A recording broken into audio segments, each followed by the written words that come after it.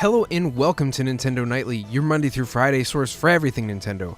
My name is Michael Cottrell, your host, and today on the show we've got a game announcement and a news article to cover, so let's jump into the game announcement. There's a new game coming to the Switch called Feudal Alloy. It's coming to other platforms too, if you're interested in that, but we've got a 35-second teaser trailer here. If you're watching the video version, I will play little clips of that there, but what we're seeing here is our main character, who is a fishbowl-powered medieval robot with a sword, and this is a Metroidvania-style action platformer RPG. Those are a lot of terms there. Let's break them down. So, Metroidvania being in the style of exploring a large and sprawling map, getting different abilities to unlock different parts of the level, and doing backtracking to revisit places that you've already been with those new abilities that you've gained, takes you to new places, gives you more combat options, so on and so forth. Action platformer, that's pretty self-explanatory, jumping involved, and the RPG elements at play here seem to be like looks like there's like a skill tree and some equipment, things like that. Looks pretty cool, and it's a fun group of things that are mixed together. The graphics themselves are very interesting. They're very artistic. They look to all be hand drawn. I don't know if that's quite the case or how they're multiplying all the assets there, but it just looks great. I love the way when you land a hit on an enemy, the screen shakes a little bit. I don't know if that would get a little nauseating after a while, but it's a really cool effect.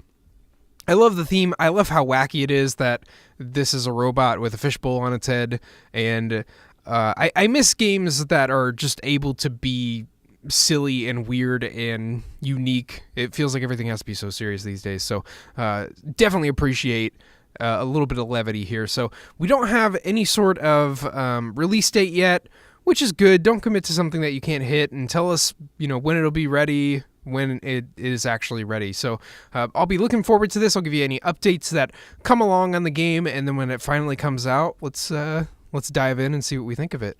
So our second story comes from a deluge of articles, but I will share the word straight from the horse's mouth. Nintendo tweeted today that within 10 months, Nintendo Switch has become the fastest-selling video game system of all time in the US. The previous record holder, of course, was the Nintendo Wii, which had sold 4 million consoles in that same period of time in the US. And that's an important note. This is talking about the US and talking about a short period of time. Not exactly indicative of how the Switch is going to be long term, but generally it's a good sign. It's already catching up to the Wii U in terms of lifetime sales within its first year. It hasn't even been a year yet, and so looks like good times are ahead. If Nintendo can keep up the just steady delivery of high quality experiences like they did with the Wii U, but a little more often, then I think they're golden on the AAA. The front third parties will come if people are here, and so that part will kind of right itself, and hopefully it's not too hard to port games over. We saw Doom, while it doesn't run as fast as it would on your gaming PC, it still runs well enough to merit a release, and so hopefully we'll see more of those games. And if they can keep just throwing wood on that indie fire, keep throwing a little money, a little marketing attention to the indies there, I hope this gold rush isn't that a short-term just opportunity for indies to make a quick buck, and then it turns into Steam where there's way too many games and nobody's successful. I hope that they continue to see success in indies, and they continue to sort of pluck the best ones out and share them with us. If they can keep doing all those things, I don't see why the system couldn't be as successful or more successful than the Wii. So we'll see. I'd love to know what you think, though.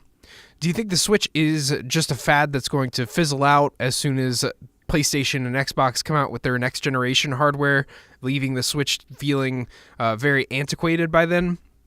Or do you think that this concept is here to stay, that it's just such a fun concept, and whatever your reasoning, I'd love to hear, whether you write into the comments or if you are listening to the audio version of this, you can comment on SoundCloud or go to thebentoblock.com/Nintendo Nightly and post any questions, comments, criticism, whatever you have there. that's where we'll end today's show. Thank you so much for tuning in. This was a tough one to make because in between every 6 sentences, there's about 8 minutes of coughing. So I hope you enjoyed it. I worked real hard to not cough my brains out while talking to you now. And, trying to be consistent here. They tell me that consistency is the way to build an audience. Anyway, that's all the Nintendo bits that I have for you today. I'll see you tomorrow with some game impressions, some news articles, whatever happens in the day. So you have a good one. You have a good one. Nintendo Nightly is a product of the Bento Block. If you'd like to see the other work that we do, check out thebentoblock.com. The Bento Block is also supported on Patreon, so if you'd like to throw a donation our way to show your support, we'd be really appreciative of that. If not, just watching and sharing and engaging with the content is helpful enough. So thank you so much for tuning in. I'll see you for the next episode of Nintendo Nightly.